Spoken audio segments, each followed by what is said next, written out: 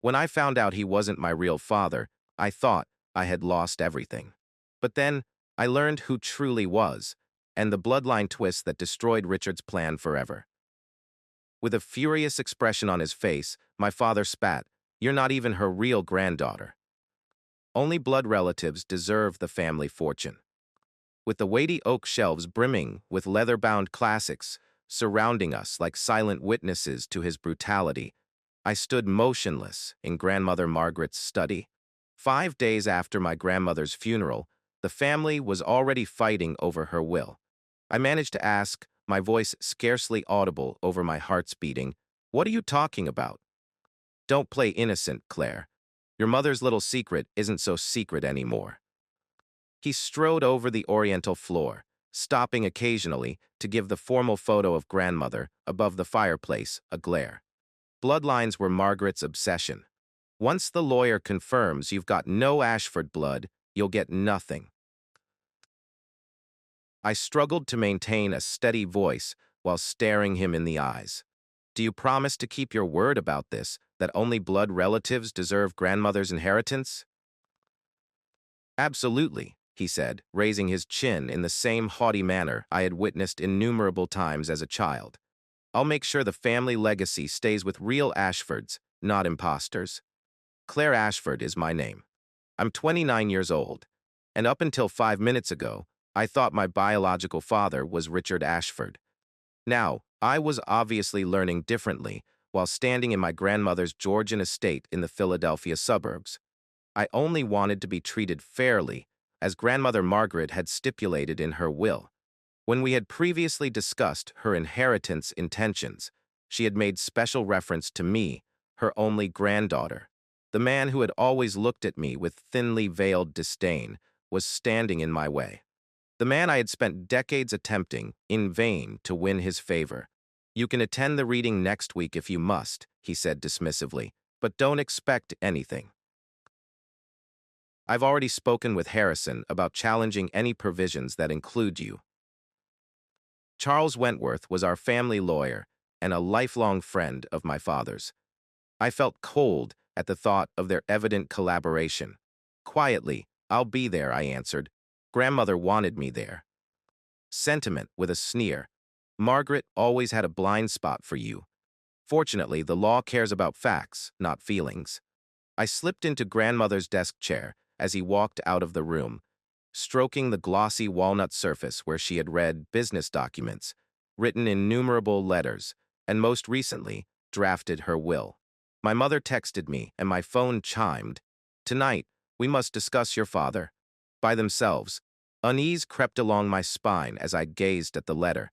Who was my biological father, if not my father? How, then, had this secret been kept a secret for 29 years? More significantly, why was it coming to light now, only a few days after grandmother's passing and before her wealth was to be divided? One thing was becoming evident, regardless of the truth that lay ahead. The father I had dedicated my life to appeasing had been holding resentment, much deeper than I had ever known. Navigating an environment of affluence and high expectations was part of growing up as a Ashford. Built on pharmaceutical patents and astute investments, the Ashford fortune had provided significant luxury for 3 generations of the family. The fact that my father, Richard, was the elder of 2 boys made him the presumed successor to most of the Ashford property. Edward, his younger brother, had been the family rebel. He was intelligent but restless, and refused to follow our grandfather's strict ideas about the family's heritage. He had moved to Seattle to conduct medical research after leaving Philadelphia, only coming back for important family occasions. I had few but fond memories of Uncle Edward. The way he would talk to me as if my thoughts were important, his easy chuckle, and his kind gifts. My connection with my father, on the other hand, had never been good. Richard Ashford was a man whose value was determined by his accomplishments and position. My brothers, Andrew and Lucas, had both done a fantastic job of living up to his expectations. Andrew had done well in law school, and Lucas had followed Dad into the family business. But I had let him down, time and time again. He'd said to my mother, "She lacks the Ashford drive," when he believed I couldn't hear, too soft, too unfocused. Even though I graduated with honors and started a successful job in historical restoration, nothing I did seemed to live up to his expectations. I had never considered the possibility that there might be a deeper cause for his disengagement, instead attributing this ongoing letdown to misogyny or possibly irrational expectations. Margaret, my grandmother, had been my haven. She encouraged me to follow a path that honored my hobbies rather than family tradition. And unlike my father, she valued my interest in art and history. Every Sunday during my time as a student, I would go to her estate for tea and hear her stories about her family's history, as well as her own silent protests against the restrictions imposed on women in her generation. As she used to say to me, "Remember, Claire, Ashford makes their own path."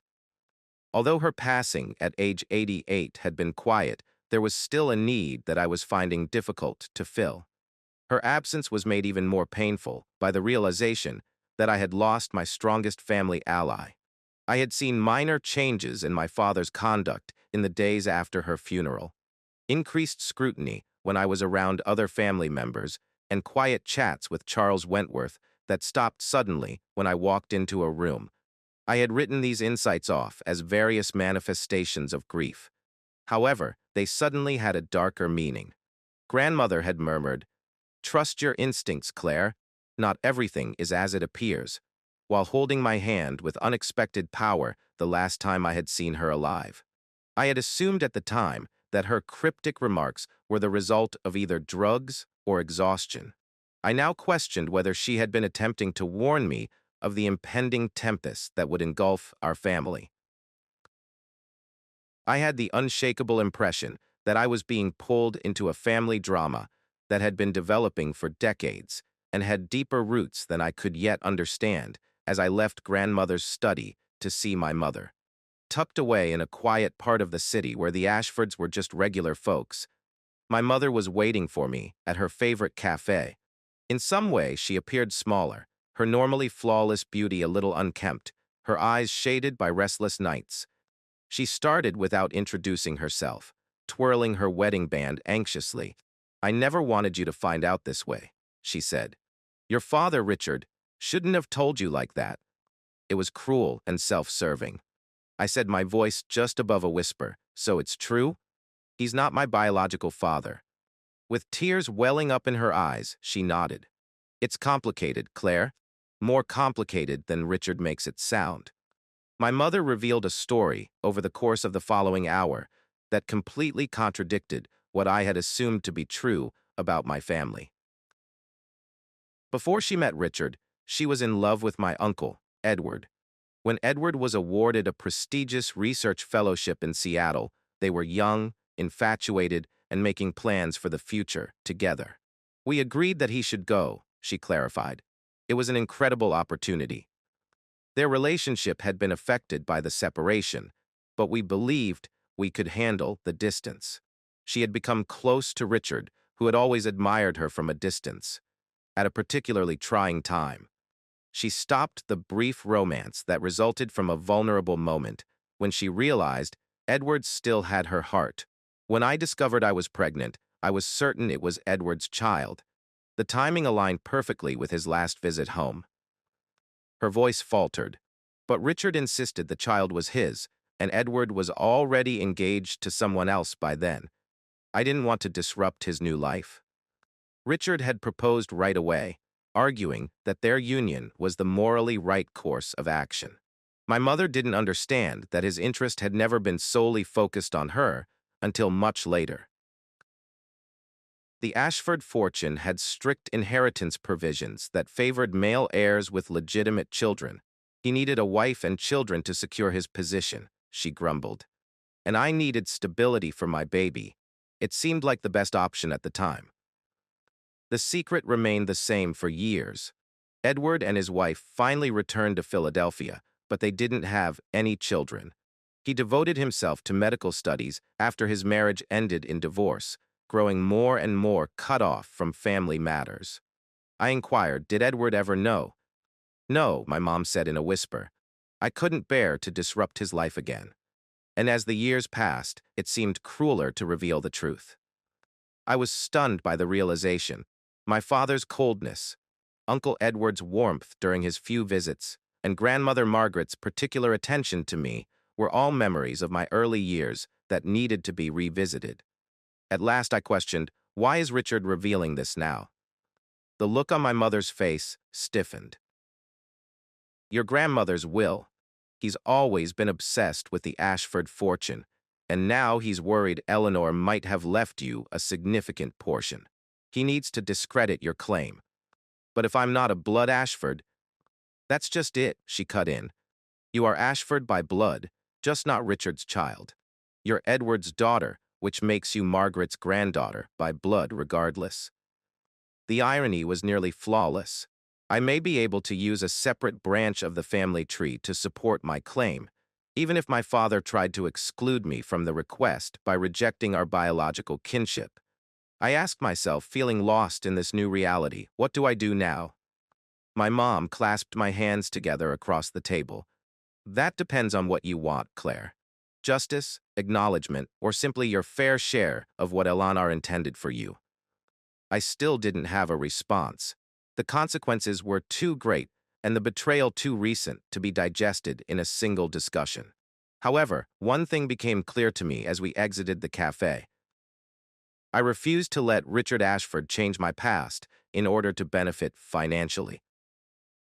My status in the intricate web of Ashford inheritance laws was up for debate, as was how to demonstrate my genuine parentage prior to the will reading. With my heart thumping my ribs, I drove to Uncle Edward's place the following morning. I had called in advance, but I didn't specify why. Family matters to discuss before the will reading.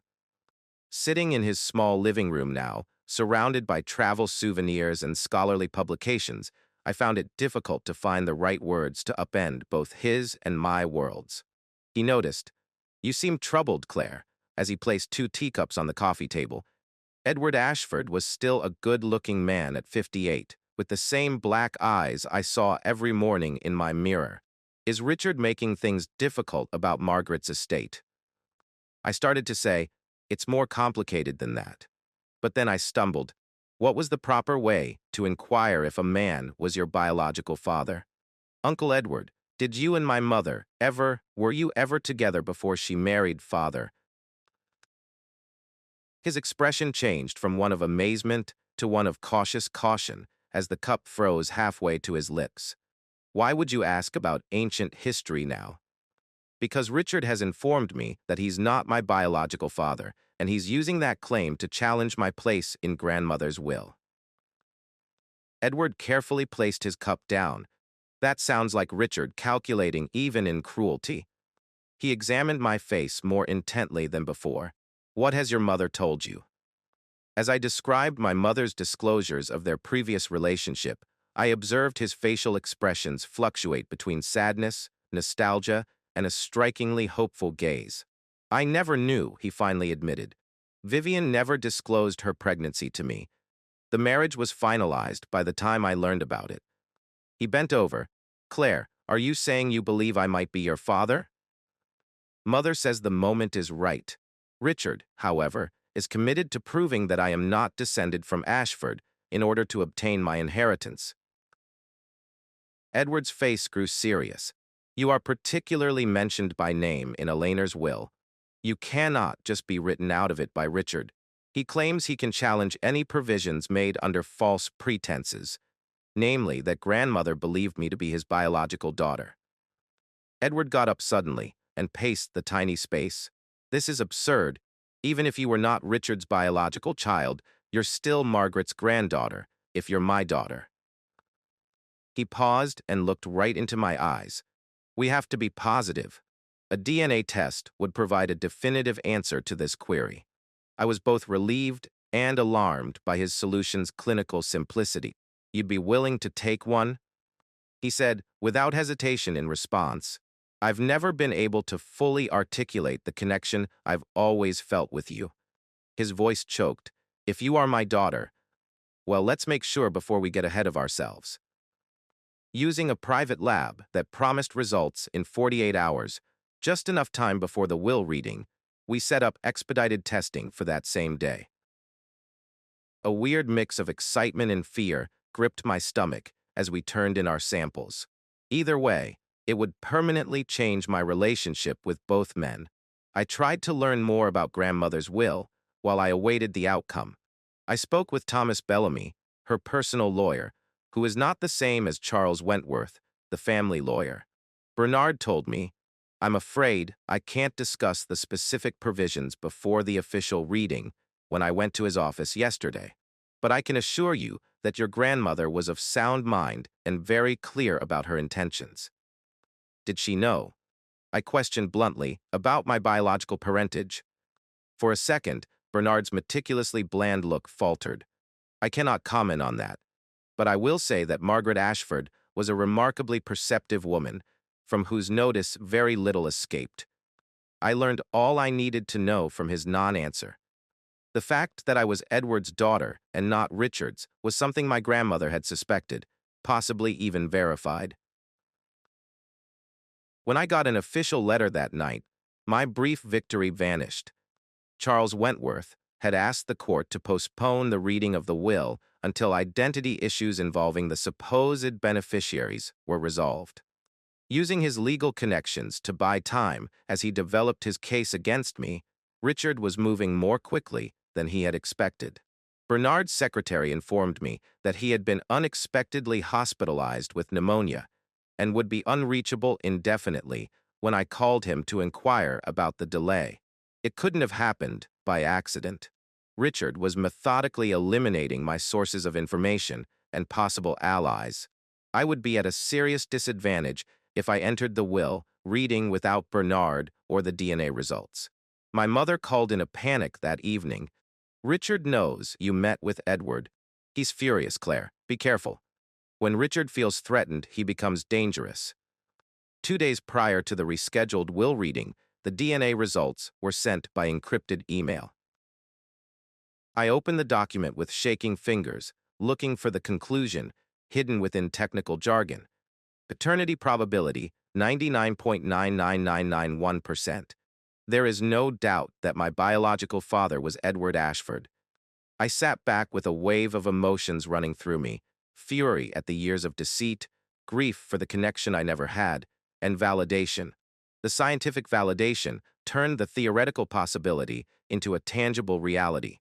My father was not Richard, the guy who had scornfully turned me away all my life. I called Edward right away, and he seemed quietly moved by the news. "I suspected from the moment you asked," he said without reservation. "You have Vivian's smile, but those eyes, they're Ashford eyes. My mother's eyes." We decided to get together to talk about our strategy prior to the reading. Now that I had DNA evidence, I could finally use it against Richard. Or so I believed. Charles Wentworth called an urgent meeting at his office that night. I consented despite my reservations because I was intrigued by this unexpected approach from my father's, no, Richard's, legal ally. Mills and Associates' sophisticated offices were a nod to discretion and old money. Harrison greeted me with trained courtesy that stopped short of his eyes. He was silver-haired and immaculately dressed. "Claire, thank you for coming. I thought we should discuss certain developments before the reading." "You mean the fact that Richard isn't my biological father, or that you filed a frivolous petition to delay the reading?" He tightened his smile. "Actually, I was referring to the DNA test you and Edward arranged." My blood froze. How could he have been aware of the test? We had been quite cautious. Harrison went on. "Richard was quite distressed to learn of this independent investigation. He asked me to convey a proposal." He moved a piece of paper across his desk. It was a waiver agreement that in return for a one-time payment of $400,000 gave up any claims to Margaret Ashford's estate. I pushed it back and remarked, "This is absurd. Grandmother specifically included me in her will." "Yes, under the presumption you were Richard's daughter. Now that we know otherwise. Now we know I'm Edward's daughter, which makes me even more legitimately Margaret's granddaughter than if I were Richard's," I said. Blood relatives deserve the family fortune. Isn't that what Richard always says? Harrison changed his face. There are complexities you're unaware of, Claire. Legal nuances regarding the Ashford Trust that supersede simple biology. What complexities? I'm not at liberty to discuss details before the reading, but I strongly advise you to consider this offer. Richard is prepared to be quite aggressive in defending the family interests. Between us hung the veiled threat. Despite our supposedly indisputable DNA evidence, Harrison's confidence severely worried me, so I departed without signing, more determined than ever to defend my ground. The realization that rocked my comprehension of the whole matter came the following morning. Edward's voice was tight with repressed rage when he called. Claire, I've just received some disturbing information from an old family friend, a nurse who worked with my father decades ago. He hesitated. Richard isn't biologically Ashford. It felt like the room swayed around me. Richard was reportedly adopted by my parents when he was a baby following my mother's multiple miscarriages. In order to prevent Richard from feeling inferior to their son, they chose to keep the adoption a secret when she became pregnant with me years later. The ramifications struck me like a force of nature. By his own reasoning, if Richard wasn't a blood Ashford, I was able to ask, does Richard know? I don't think so. Our parents took the secret to their graves. But Margaret might have known. She and my mother were extremely close. The words, "That's why Harrison was so confident," came out of my mouth. There must be something in the will or trust document specifying blood relations. Exactly. I've been reviewing copies of the original Ashford Trust. There's a specific clause requiring direct bloodline descent for principal inheritance. Richard would have been protected by his legal adoption. But by making this about biological legitimacy, he's potentially disqualified himself. The irony was nearly flawless. If his own adoption became public, Richard's attempt to disinherit me by casting doubt on my biological ties to the Ashford dynasty may have disastrous consequences. What do we do with this information? I responded. Edward was silent for a while. That depends on what you want, Claire. What Richard deserves and what's right for our family might be different things. I gave his words great thought. I think, I replied slowly, that people who insist on blood purity should be held to their own standards. Don't you? Outside grandmother's mansion, where the family had assembled, the autumnal foliage of Philadelphia painted the trees in dazzling hues as the morning of the will reading broke clear and bright. Edward and I arrived early since we had a fragile weapon that we weren't yet sure how to use. The high-backed seats were occupied by various Ashford family members, while Charles Wentworth sat at the head of the dining table with his leather portfolio open in front of him. Richard, who sat immediately across from me and exuded confidence, was surrounded by my brothers, who appeared uneasy but were adamant about standing behind their father. Before we begin, Harrison said, I must address a delicate matter regarding succession eligibility. Richard straightened and gave me a victorious look. It has come to our attention that certain beneficiaries named in Margaret Ashford's will may not qualify under the bloodline provisions of the original Ashford Family Trust. My mom was sitting next to me, holding my hand under the table. Harrison went on. As you know, Margaret's estate is divided between assets she controlled independently and those governed by the family trust established by her father. The trust specifically requires beneficiaries to be blood descendants of the Ashford line, which is precisely why we need to address Claire's situation, Richard said with a slick interruption. Recent information suggests she is not my biological daughter and therefore has no claim to the Ashford inheritance. There was a rumble of whispers around the table. Edward and I looked at each other. Richard's preemptive strike abruptly put a halt to our meticulously rehearsed strategy. I have DNA evidence that proves Claire is not my biological child. According to the bloodline requirement, she is not eligible for trust distribution, Richard added, slipping a folder in Harrison's direction. As Harrison went over the papers, my heart was racing. Richard had outwitted us by presenting his own testing, but we had expected to bring up the paternity issue ourselves. I had never given my consent or supplied samples for the testing. Trying not to raise my voice, I said, "May I ask how you obtained my DNA for this test?" Richard grinned icily. "From your water glass at our last family dinner? Quite simple, really." "That's illegal," Edward said. "Unauthorized DNA testing." Harrison interrupted. "Irrelevant to the inheritance question, the science is sound regardless of collection methods." I sensed that our well-thought-out plan was falling apart. We would be denied the opportunity to disclose the truth on our own terms if Harrison accepted Richard's proof while rejecting the legitimacy of the collection. I confidently stated, "I have additional evidence pertinent to the bloodline question," as I took our own test results out of my suitcase. DNA confirmation that Edward Ashford is my biological father. Shocked cries reverberated around the room.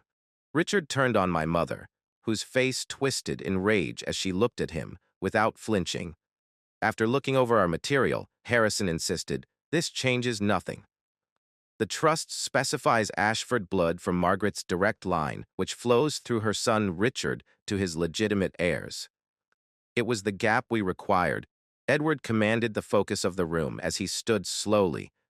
"I believe we need to examine the precise language of the trust," he stated. "My understanding is that it requires beneficiaries to be blood descendants of Reginald Ashford, Margaret's father. If that's the case, we have a significant problem." Harrison scowled. "What problem?" Edward said unequivocally, "Richard is not biologically a Ashford. He was adopted as an infant, a fact our parents kept private to protect him, but which Margaret was aware of." The ensuing hush was deafening. Richard stared at his brother in bare shock, his face bereft of color. "That's absurd," he mumbled at the end. "A desperate lie." "I have the adoption records," Edward persisted resolutely thereafter, "and DNA confirmation." He pulled out another folder. "I am Margaret's only biological child if the stringent bloodline test is being used, as Richard demands. Additionally, Claire is her sole blood granddaughter and my biological daughter." Harrison appeared stunned as he studied the papers, his professional commitments clearly at odds with his allegiance to Richard. As he got up from his seat, Richard exclaimed, "This is outrageous. I won't stand for this slander." I subtly reminded him, "You're the one who insisted only blood relatives deserve the Ashford fortune. Are you retracting that position now?" Before Richard could reply, the doors to the library opened, revealing grandmother's personal lawyer, Thomas Bellamy, leaning on a cane and looking feeble but resolute. He nodded at me and said, "I apologize for being late. I think this reading requires my presence." Our suspicion was verified by Harrison's dismay. Whatever legal wrangling Richard had planned while Bernard was away was jeopardized by his sudden recovery. Bernard urged, "I would like to review the documents before proceeding," his seasoned eyes immediately noticing the tension in the room. For the first time, Richard showed genuine fear as Bernard took a seat at the table, the adoption paperwork, and numerous test results laid out in front of him. Whatever plan he had worked out with Harrison was falling apart very quickly. However, he was erratic and maybe dangerous due to his desperation. Bernard's voice was calm and powerful as he went over the last few pages of grandmother's will, adjusting his reading glasses. "Before addressing specific bequests, I must draw attention to a letter Margaret Ashford instructed me to read if questions of lineage arose during this proceeding." He opened a sealed envelope made of rich cream paper with the Ashford crest imprinted on it. As he started reading, the room became quiet. "To my gathering family, the secret I've concealed for decades has now come to light, if this letter is being read. I've always known that Richard wasn't born with Ashford ancestry. Instead, he was adopted into our family, which was a selfless gesture of love on the part of my husband and myself, following years of heartache.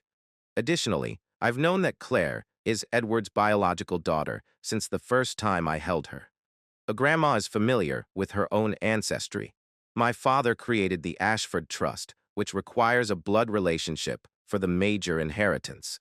My own holdings, which make up most of what you now refer to as the Ashford fortune, have been reorganized to suit my wishes rather than antiquated ideas of bloodline purity because I foresaw possible conflict.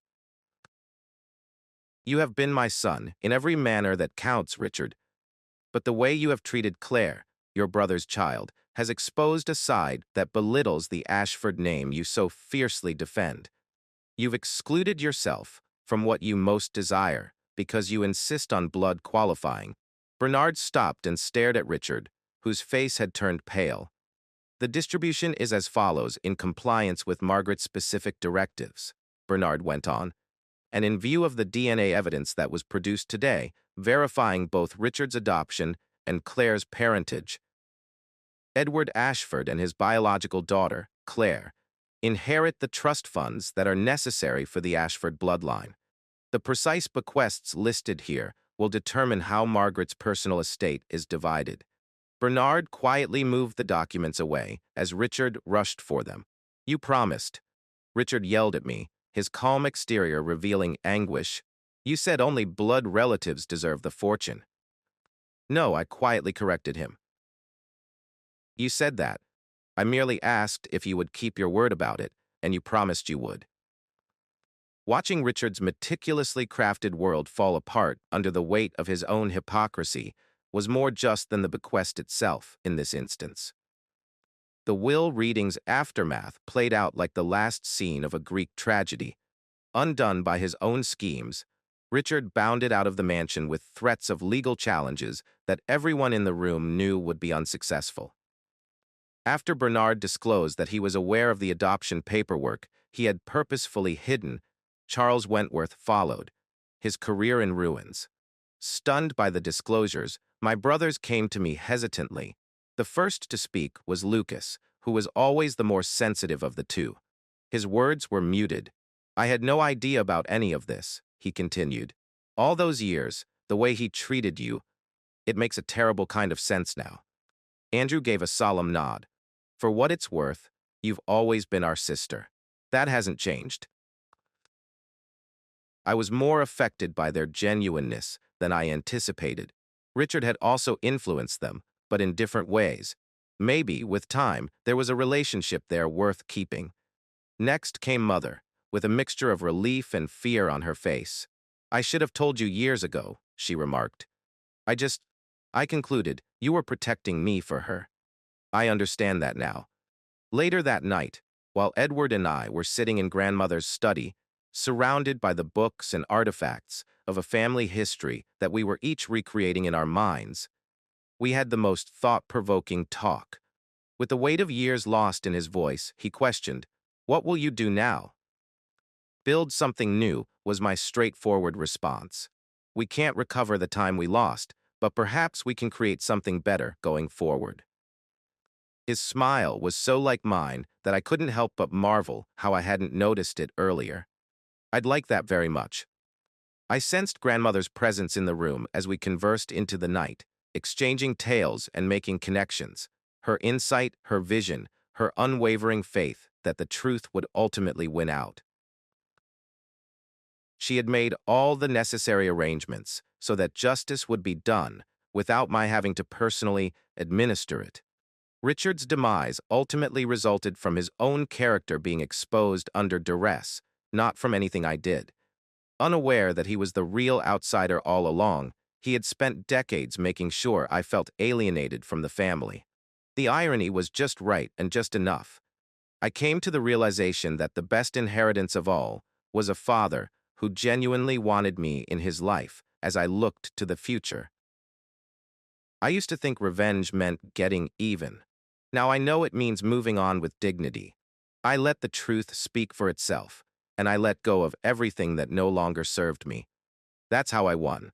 If you're hurting right now, don't rush to react. Sit with it, breathe, and when you're ready, channel it into something that makes you stronger. What's your version of rising above?